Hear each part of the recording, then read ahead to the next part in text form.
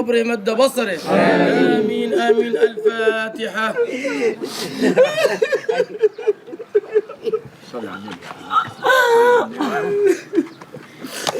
والحين الشيخ ده كان قلبي حاسس انه رايح مش راجع تاني. ده انا كنت تعبانه وهو معايا. امال حامل ايه دلوقتي؟ حامل ايه؟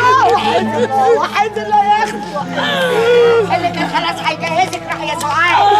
ابوك راح ياخدك. يا حفظ الله خليك راجل يا جدع. امال امك واختك يعملوا ايه؟ ابويا ابويا ابويا. ابوك راح يا اخويا. ده كان جايب لك يا اخويا شغلانه عشان تشتغل. يا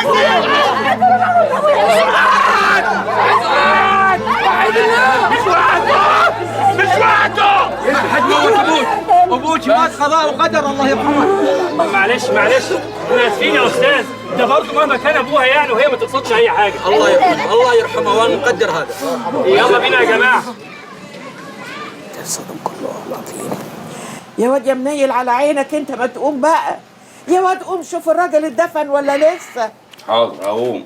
لا بتفهم في واجب ولا بتفهم في الاصول. حاضر اقوم البس وانزل. يا واد بكره انت لما تموت مش هتلقى كلب يمشي وراك.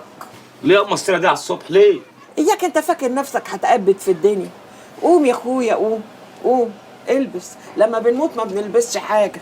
والله العظيم 3 انت كرهتني في اللبس. ايوه علي صوتك، ما انا اصلي ماليش حق. حاضر هتنيل انزل اهو. يا عيني يا ربي، الراجل مالوش شهر مسافر ويموت كده اهو. عمره كده يا اما. يا عيني يا هانم هتشيل الطين على دماغك. لا وعندها واد اسمه حفظي. تقول ايه؟ الخالق الناطق قطعيتك السودة. حفظي؟ ايوه صح يا ام، صح. انا وحفظي قطعيه واحده، عندك حق. ايوه يا اخويا، اتريق عليا اتريق، بس بكره لما اموت مش هتلقى بني ادم يقف جنبك. هذا الشر عليك يا ام. والله العظيم لو حصل لك حاجه والله هروح فيها. الموت ما بيختارش يا حبيبي. اسمع بقى اما اقول لك. ال 200 جنيه دول ايوه اهم. خد يا حبيبي حطهم في جيبك وانزل خليك جنب الواد حفظي. اذا حسيت ان هو في زنقه ولا حاجه حطهم له في جيبه. ماشي يا ام. بس اسمع ما اقول لك، والله العظيم انا بعرفك من عينيك على طول. لو ضربت حاجه في جيبك ما هيحصل لك كويس. حاضر يا ام حاضر. انا بقول لك اهو. حاضر يا ام. روح جاتك نصيبه. يا سيد راح يا راح. سيد راح خلاص.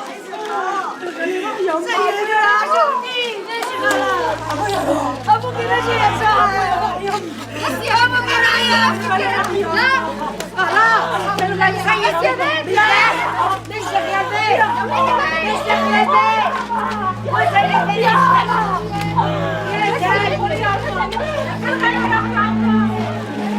خلينا كلنا ندفن حد من الحارة لغاية ما يجي دورنا، ياك بس ساعتها يكون فاضل حد يدفنه. أنا نازلة ياما. انت هتنزلي الحارة كده يا ليلى؟ إيه في إيه؟ عيب يا بنتي. ليه ياما؟ الراجل ولسه دافنين وزمانهم رجعوا. يوه نسيت.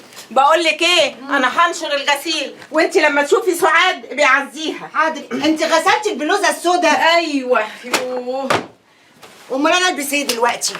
طعني. خدي بقول لك ايه، خدي ادي البلوزه اهي، اكويها والبسيها وامرك لله. أكوي إيه ياما؟ دي مبلولة قوي، أكوي فيها إيه؟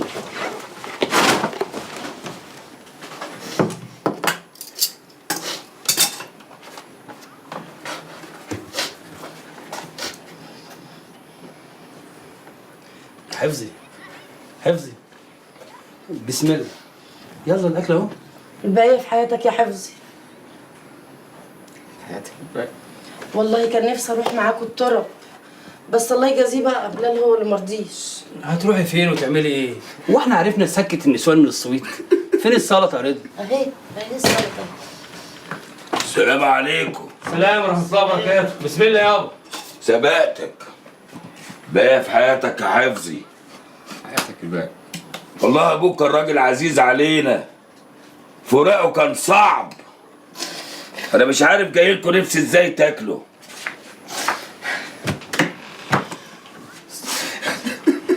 معلش يا حفظي، ابويا هو كلامه كده بيهزر يعني، ما يقصدش.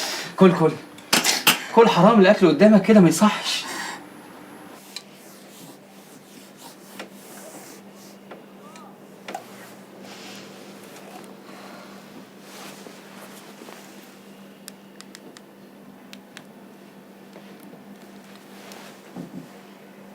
الو. ايوه يا عمرو، ازيك؟ انا ليلى غانم. ليلى مين؟ ليلى بتاعت الجامعه يا عمرو. معقوله مش فاكر؟ ايوه، انا امبارح بس جبت نمرتك من طارق. ازيك يا ليلى؟ اخبارك ايه؟ الحمد لله كويسه. ايوه. انا سمعت ان انت بقيت رئيس تحرير. مبروك. ايوه يا ستي، بقيت رئيس تحرير المجله. 20 سنه. وانا كمان سمعت ان انت بتشتغلي في الجامعه. واتخنقت. نفسي اشتغل في حاجه يا عمرو. انا كنت جايه لك دلوقتي. لا لا لا، مش هينفع، انا عندي اجتماع.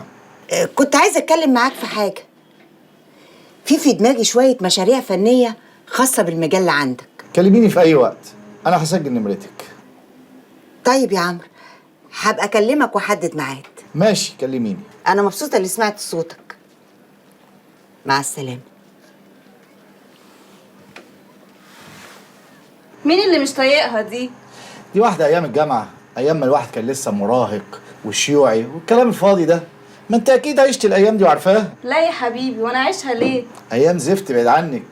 كان الفقر يحدفك في اي اتجاه معاكس وحزب معارضه، وتلاقي نفسك داخله في مظاهره مالكيش فيها. طب ما الفقر لذيذ اهو. لذيذ؟ ده انت اللي لذيذه. يا أيها الذين آمنوا اصبروا وصابروا ورابطوا واتقوا الله لعلكم تفلحون. صدق الله العظيم. بسم الله الرحمن الرحيم، والحمد لله رب العالمين، والصلاة والسلام على خير المرسلين سيدنا محمد بن عبد الله النبي الأمي الطاهر الزكي خير الأنبياء والمرسلين، رحمة الله عليهم جميعا. رحمة الله عليهم جميعا، يعني كلهم ماتوا. كل الأنبياء ماتوا، واخد بالك يا سيدي؟ كل الأنبياء ماتوا، فما بالكم بينا إحنا البشر؟ الموت علينا حق يا جماعة، ويدرككم الموت ولو كنتم في بروج مشيدة. والشاعر قال: ومن هاب أسباب المنايا ينله، وإن يرقى أسباب السماء بسلمي. فاهمين الموضوع ولا إيه؟ يعني اللي خايف من الموت، ما الموت هيوصل له. حتى لو طلع السما بسلم الموت هيطلع وراه ويجيبه. أيوة، أمال إيه يا إخوانا؟ اذكروا الله، قولوا لا إله إلا الله من قلوبكم. الحمد لله رب العالمين. فالموت علينا حق. وعم سيد ألف رحمة ونور عليه، احنا يعز علينا فراقه صحيح، انما هو ما يعزش على اللي خلقه. وهذا الرجل كان من المصلين ومن الصائمين ومن الرجال الذين يؤدون كل فروض الله، وانا شاهد على ذلك، والله اعلم بالنيات. ادعوا معي. اللهم الهم اهله الصبر والسلوان. اللهم الهم اهله الصبر والسلوان. اللهم اسكنه فسيح جناتك، واجعل له اهلا خيرا من اهله.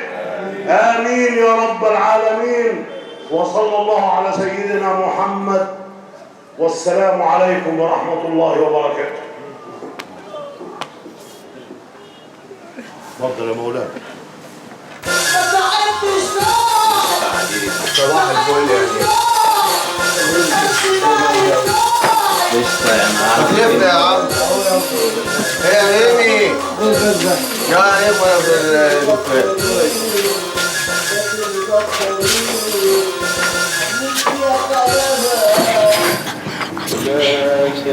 ايه؟ يا ولاد الكلب، وكأن مفيش مجلس في الحاره. يلا بقى، يلا يا باشا،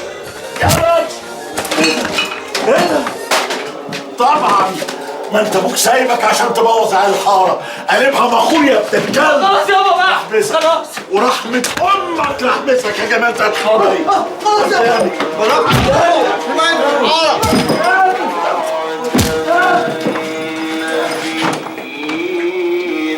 ازازه كبيره وبرشامتين وبنت معفنه يا ابن الكلب. ايه يابا خلاص بقى الله. خلاص بقى. ها؟ ناقص ايه تاني؟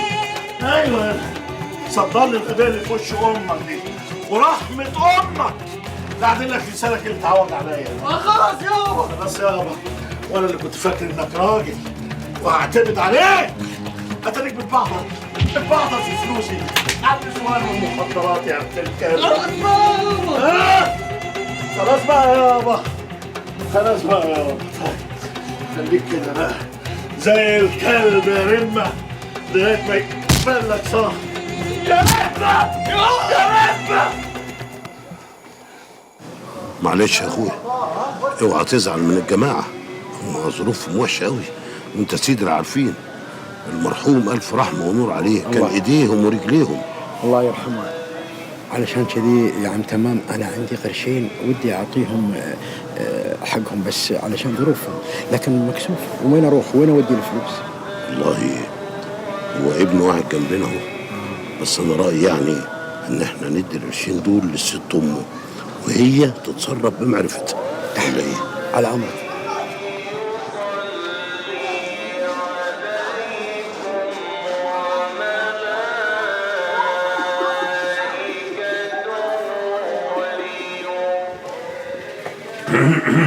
يا ساتر يا هانم.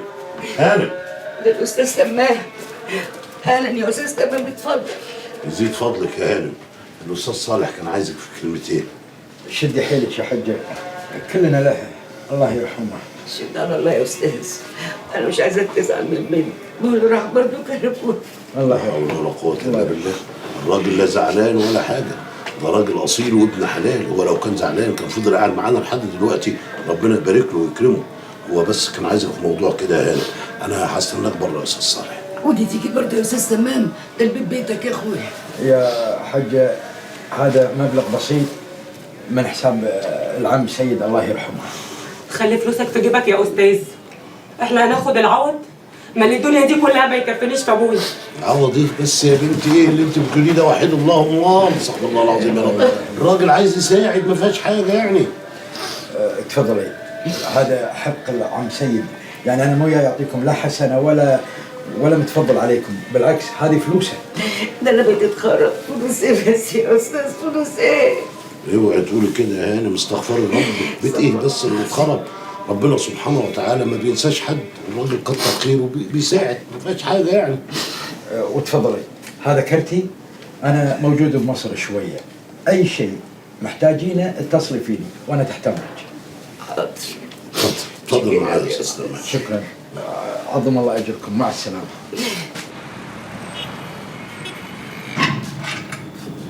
شقه من الاخر يا بيه وبحر كمان، يعني من الاخر كده دوبلكس.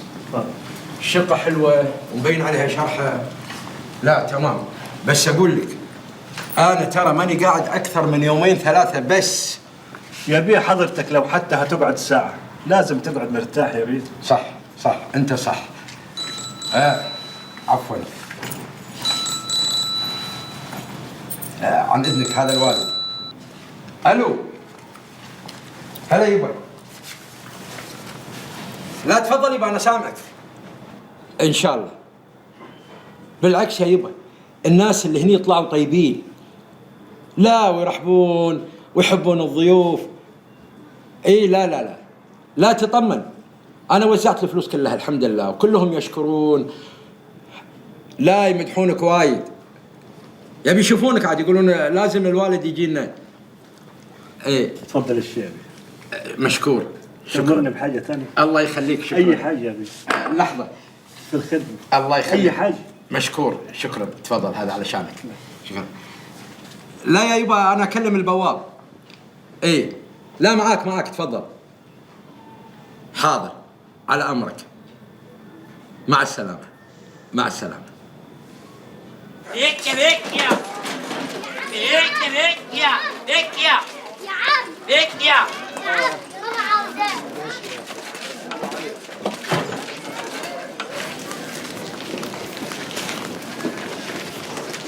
تعالى يا اخويا تعالى، الثلاجة اهي. شوف تعالى. البارومه واكلاها يا ست. بكام يعني؟ اخرها 60 جنيه دي. 60 جنيه يا راجل اتقي الله، حرام عليك، ده فطيره. طور وقع تذبح اهو. وانا خصبتك على حاجه؟ وكمان 10 جنيه زياده. بقول لك اتكل على الله، احنا لا هنبيع ولا هنشتري. الثلاجه ثمنها 1000 جنيه تاخدها ب 60 جنيه. انت شايف عامله ازاي حالتها؟ بقول لك اتكل على الله، اتكل على الله. طب سلام عليكم. حسبي الله ونعم الوكيل فيك يا سعيد يا ابن منصور. طب ورحمه ابويا ما انا بايعه اشياء من البيت ده، ان شاء الله حتى اموت من جوع انا وعيالي عشان يشبع هو وابنه بفلوس ابويا. هتعمل ايه؟ هروح في 60 داهيه يا اخي، سيبني اتصرف بقى. رايحه فين طيب؟ رايحه فين؟ استغفر الله العظيم، كل ذنب عظيم يا رب. استغفر الله العظيم، كل ذنب عظيم يا رب.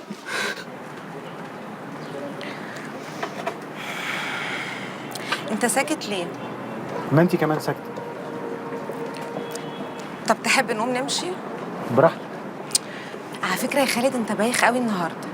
وانت كمان بايخه ولا مش حاسه؟ انا عاوز اعرف بقى نأجل ليه؟ ما تقدم زي ما اتفقنا. انت ليه مش مصدقني ان هم مش هيوافقوا؟ طب ما نجرب، هو في حد بيتجوز دلوقتي يا صفاء؟ خلاص يا خالد، هات مامتك وباباك وخليهم يجوا يقابلوا صلاح وماما. لا انا اروح لوحدي الاول. هيرفضوك والدنيا هتتعك فوق دماغنا. ويمكن يوافقوا. بأمارة ايه؟ شو الايجار الجديد حلت نص المشكله، واديني شغال اهو على ما ربنا يحلها في اتجاه تاني. انا هكلم خالتي واخليها تحدد ميعاد مع ماما وصلاح. ايوه كده، فكري معايا شويه بقى. طب تحب تيجي امتى؟ بكره لو عاوز. لا بكره ايه، ما ينفعش، اديني يومين. ماشي، انا متفائل قوي يا صفاء. يا رب يا خالد، هو انا عايزه ايه غير كده؟ يا رب. يا اختي ما هو مكتوب في القرآن والسنة، اعملي كل اللي انت عاوزاه ما دام في الحلال. امال الست دي قرشه ملحتي ليه بس؟ كل ما ارمي ريشه فرخ او قشره موز النار تقيد في قلبها مني. يا اختي يا سميحة الجيران اللي بعديها برضه، بعدين دي ولية وحدانية وغلبانة. ده موتها وسمها ان شافت الزباله بتاعتي، ما هي ليل ونهار قاعده في الحاره، ما وراهاش حاجه زي قرد قطع بتراقبني. يا اختي ما ربنا سبحانه وتعالى قال واما بنعمة ربك فحدث، عادي يعني. يبقى انا كده بعمل الصح، ما انا بحدث الحاره كلها، باكل ايه وبشرب ايه، يبقى هي مهريه مني ليه طيب؟ صح ايه اللي انت بتعمليه يا ست سميحه؟ لا مؤاخذة يا أستاذ، مش تقولي يا زينب إن الأستاذ هنا؟ عن إذنكم بقى أنا ماشية، بقى أجيلك وقت تاني. عاملي جارتك بالحسنى يا ست سميحه، النبي وصى على 7 جار. حاضر يا أستاذ تمام، حاضر. مع السلامة يا اختي، مع السلامة. السلام عليكم. وعليكم السلام ورحمة الله وبركاته. ايه الكلام اللي انت بتقوليه ده يا زينب؟ بتفهمي الوليه غلط. وهو يا اخويا ايه الغلط اللي انا قلته؟ الوليه بترمي تنظيف الفراخ وقشر الموز في الحاره، وانت تقولي لها واما بنعمه ربك فحدث. يعني هو انا غلطت لما قلت لها كده؟ ايوه طبعا غلطتي. لما تكوني مش عارفه يا زينب اسكتي، ده ارحم لك. استغفر الله العظيم يا رب. يعني هو انا عكيت يا اخويا؟ طبعا عكيتي. الله بتشجع الوليه على انها تضايق جارتها المحرومه المسكينه. الوليه دي ممكن بكره تقعد قدام عتبه بيتها وتاكل فرخه قدام جارتها المحرومه وتبقى انت السبب. يا لهوي يتقطع لساني قبل ما اقولها. واما بنعمه ربك فحدث، قالها ربنا سبحانه وتعالى للرسول عليه الصلاه والسلام عشان يخبر اصحابه بنعم ربه عليه. ادي معناها، ما تفسريش حاجه انت مش فاهماها يا زينب. خلاص يا اخويا حرمت، عمري ما هقول كده تاني ابدا، مش هقول اي حاجه مش واثقه فيها. ايه ده؟ انت مستنيه حد تاني؟ لا يا اخويا مش مستنيه حد. طب قوم خش انت جوه. حاضر حاضر. السلام عليكم. السلام ورحمه الله وبركاته. اهلا وسهلا يا استاذ فوزي ابراهيم. اهلا وسهلا استاذ فوزي، اتفضل اتفضل. شرفت يا استاذ فوزي. الله مؤاخذة يا اخويا، الواحد دماغه بقت مقلوبه. الشاي بسرعه يا اولاد. اهلا وسهلا. فكرت كويس في اللي قلته لك يا استاذ سماء. والله في الحقيقه يا استاذ فوزي انا قلقان وحيران.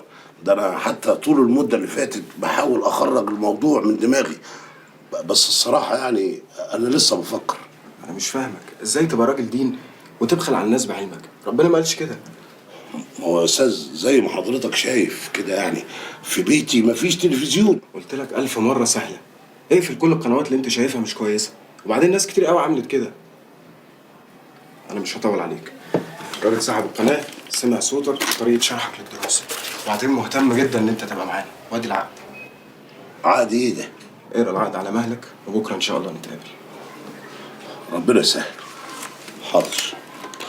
انت رايح على فين؟ لا لا لا ما يصحش كده.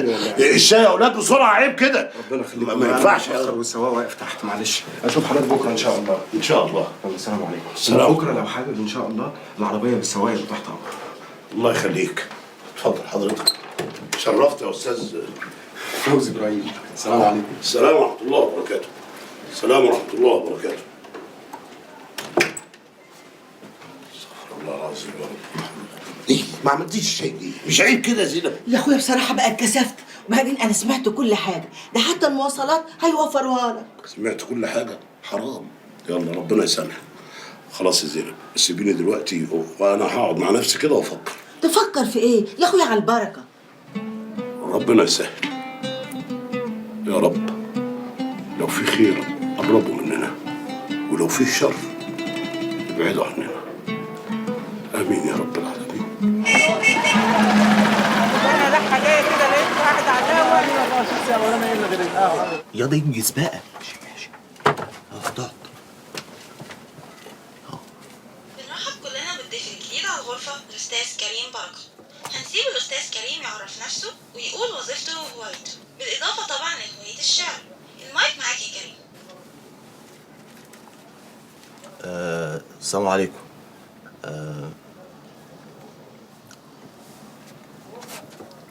انا بمسي على كل اللي قاعدين في الاوضه، رجاله وستات، كبير وصغير، شباب وشابات، يعني الناس الحلوه اللي قاعدين جنب الكمبيوتر واللي مش قاعدين، يعني كل الليله.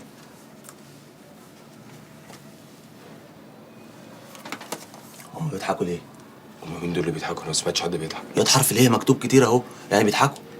ما انا ما افهمش انا بقى حاجه في الكمبيوتر بتاعكوا ده خالص. هو انا قلت كلام غلط؟ لا اصلي بس قاعد في فرح كده مش بتاع شعر يعني. طب ما تقول لي اقول ايه؟ امال انا جايبك ليه؟ قول لهم اسمك، سنك، وظيفتك. استنى بس اما تشوف الناس عماله تضحك دي. كانك قاعد تضحكوا. اصل يا ونس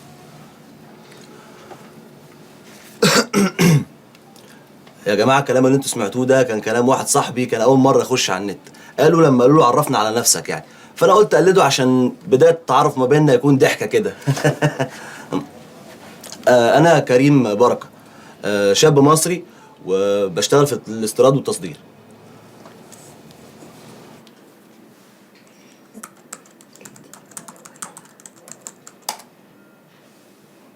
احنا اتشرفنا بالاستاذ كريم رجل الاعمال المصري، بنطلب منه يقول لنا اسلوبه المميز بعض من اشعاره اللي اكيد تشبه شخصيته المميزه. اتفضل المايك معاك يا كريم. لحظه واحده. مفيش حاجه تضحك. تضحك ازاي يعني؟ شعر يا ابني اللي بيضحكوا دول. استنى كده. انجز. استنى اهو. ياض علتني. اهو الالوان المغلقه.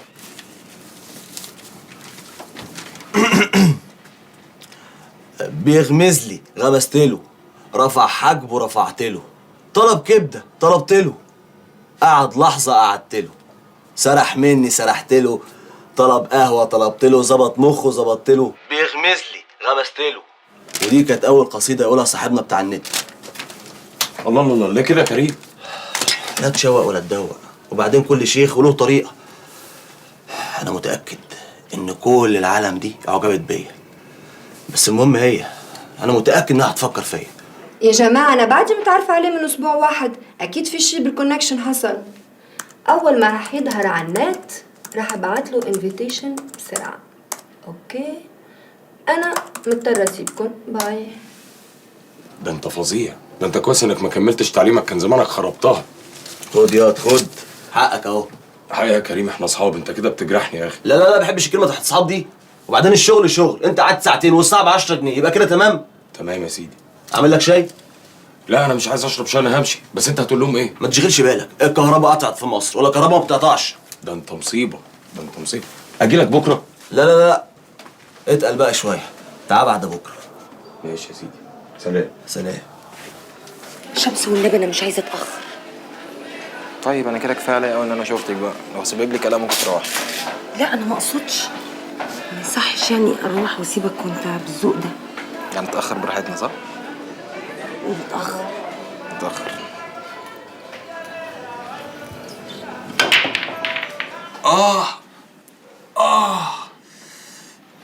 يا اخي احمد ربنا، هتفضل تقول لي عشان تبقى تسمع كلامي. الحمد لله ده الجرح ابتدى يلم. يا بابا اعمل ايه بس؟ ما انا زهقت من القعده دي، عايز اتحرك بقى شويه. احسن والله انا شمتان فيك عشان تبقى تسمع الكلام بس. عارف انت بقى لو كانت الاجزخانه دي في حته محترمه ما كانش حصل لك اللي حصل لك ده.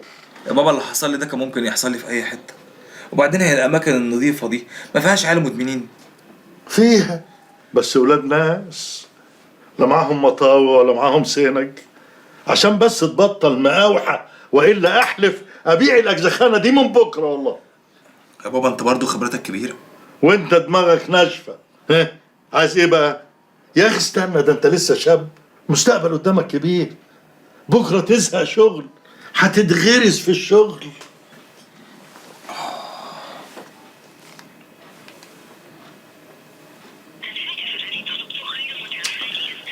هي متعوده كده يا رب، كل لما تخرج تقفل تليفونها. انا ملاحظ كده برضه يا بابا، ناهد لما بتخرج موبايلها على طول بيكون مقفول. تفتكر يعني هي اللي قصدها تقفله؟ وحضرتك مش ملاحظ ان دي حاجه غريبه؟ ولا غريب ولا حاجه، يا بس تلاقي نسيت تحطه على الشحن. يعني هي هتروح فين؟ ما هي عند امها، هي عند واحده صاحبتها. طب ما تكلمها يا بابا عند امها اشوفها. يا ساتر يا ساتر يا رب يا ساتر. انا اكلمها عند امها؟ ده الوليه دي لما بسمع صوتها ضغطي بيرتفع، بفضل طول النهار منكد والله. ليه يا ابني كده بس؟ انا دعيت عليك في حاجه؟ لا اله الا الله. نام يا عم شويه كده، نام خلي جرحي يلم، نام. يعني يابا لا مش كده، لا بصي اعملي كده، تعالي ما تخافيش، اعملي، حطي ايدك كده، ايوه يلا اخبطي بقى، ماشي شطوره. حلو والله. ايوه ايه؟ ايه؟ على فكره انت خطر. ليه بس؟ علشان محسسني ان انا صغيره. طب ما انت عيله صغيره بس حلو. انت بترسم على ايه بالظبط؟ خلاص بلاش الرسم. لا ارسم، انا بحب الرسم. خد العب دورك. ماشي. راح فين يا سناء؟ مخنوقة يا فتحي. هروح أصلي العشاء وأسمع الدرس، يمكن أفك شوية. معلش استحملي، بكره تفرج ان شاء الله. ولا ما تفرجش، ما تقلقش، نام انت.